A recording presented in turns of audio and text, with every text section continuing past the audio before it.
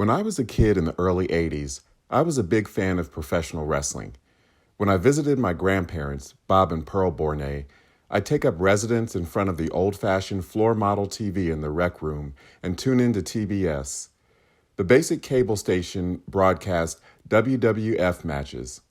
Using a big oversized pillow as a mat, I'd throw myself around the rec room and imitate superstars like Hulk Hogan, Ric Flair, and Roddy Piper.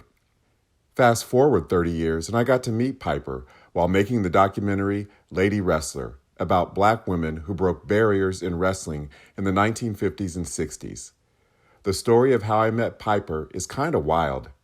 If you're interested in hearing all about it, stay tuned to this episode of the podcast Lady Wrestler, the story behind the story, which features behind-the-scenes content from the documentary. Without further delay, here's the weird, wild story of how I met the late, great Roddy Piper. They had a hard time.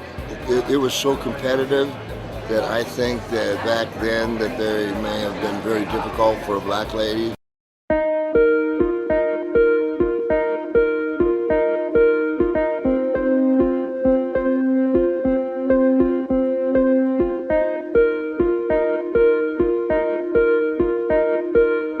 That voice you just heard was the late wrestling legend Roddy Piper, weighing in on the status of women in the wrestling industry. That interview with Piper is featured in the documentary Lady Wrestler, the amazing untold story of African American women in the ring, which is now streaming on Amazon Prime Video. Lady Wrestler tells the story of courageous black women who broke racial and gender boundaries in pro wrestling in the 1950s, 60s, and 70s. I'm Chris Bournet, and I directed the documentary.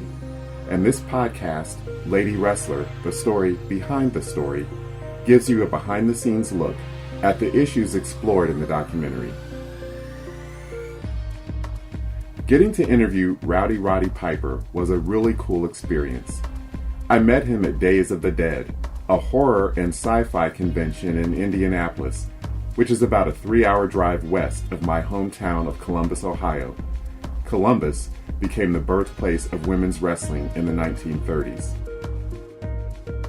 Piper was at Days of the Dead for a cast reunion and panel discussion for the cult horror sci-fi action movie They Live, directed by John Carpenter, famous for inventing the modern-day horror genre with the Halloween franchise. The convention took place in July 2013. 2 years before Piper's untimely death from a heart attack at age 61.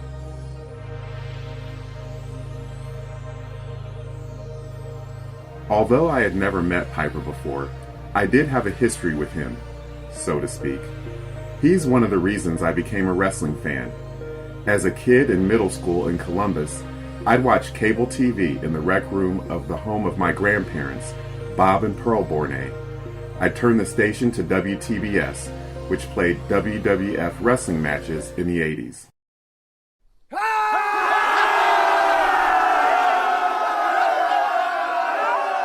While the WWF superstars played on my grandparents' big old-fashioned floor model TV, I'd put down a big oversized pillow on the floor and throw myself around, imitating the acrobatic moves of tough guys like Piper and Hulk Hogan and Andre the Giant and Randy Savage. Savage, I later found out, was a native of Columbus, like me.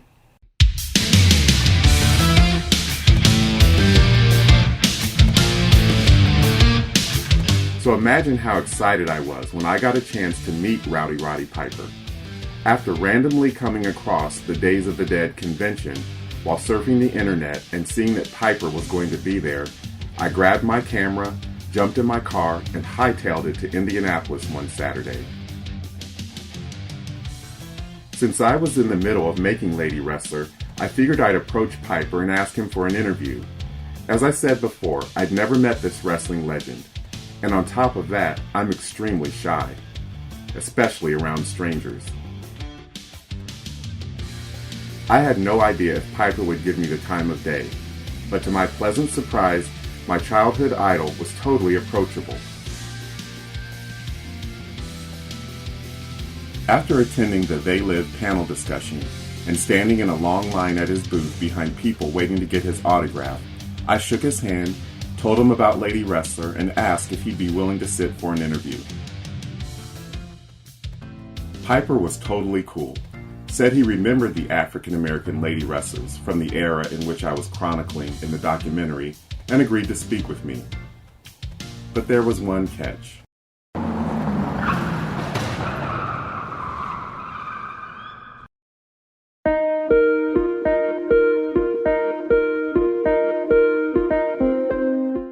Piper told me to come back the next day, a Sunday, the final day of the convention, when the lines of autograph seekers would likely have thinned out and he'd have a little more time to do the interview.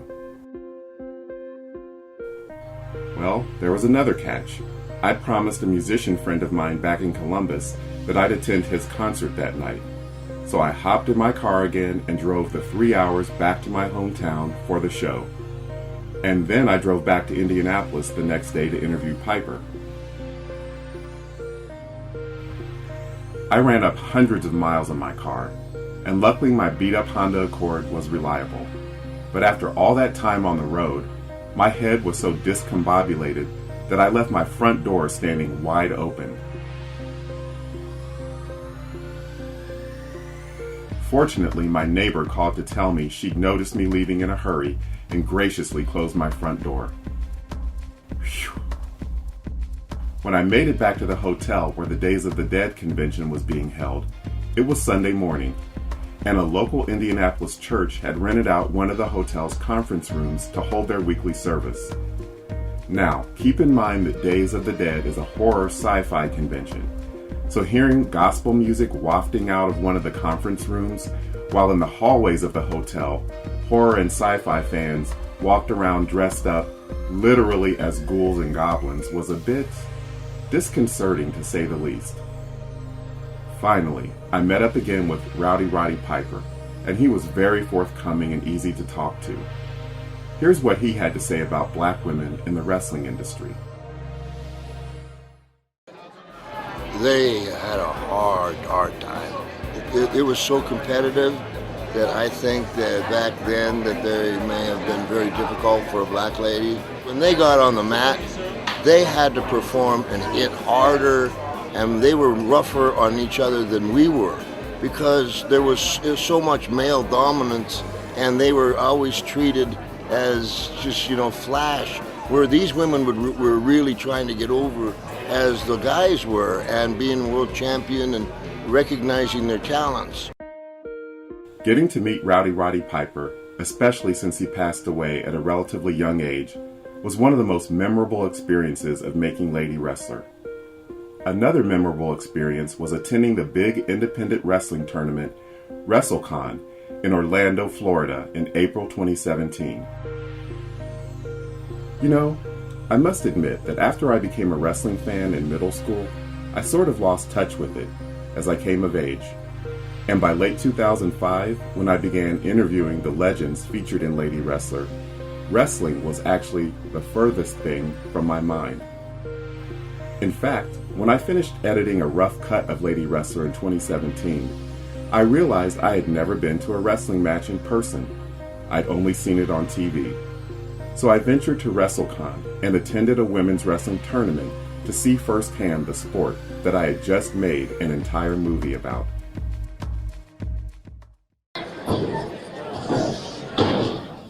Attending WrestleCon, it was beneficial that I was somewhat detached from the wrestling industry.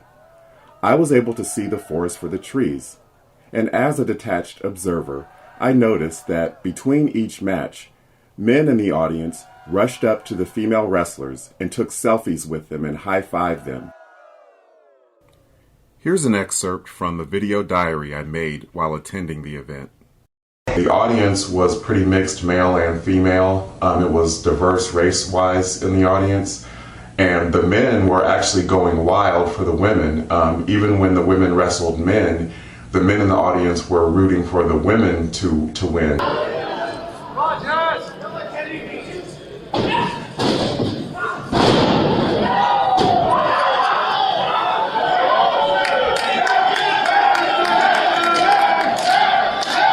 thought the show was fantastic. You know, there was just so many great things taking place all at the same time. It's just, there was a lot of women, they were hitting each other, there was a lot of screaming, a lot of just craziness going on. There was just so much, my mind was like blown.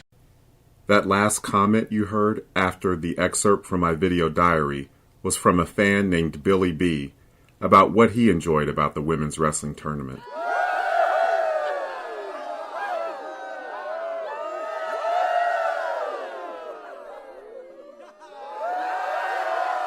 I found it extremely interesting that women's wrestling seems to be one of, if not the only sport, in which women are the main attraction, but the fan base is predominantly male.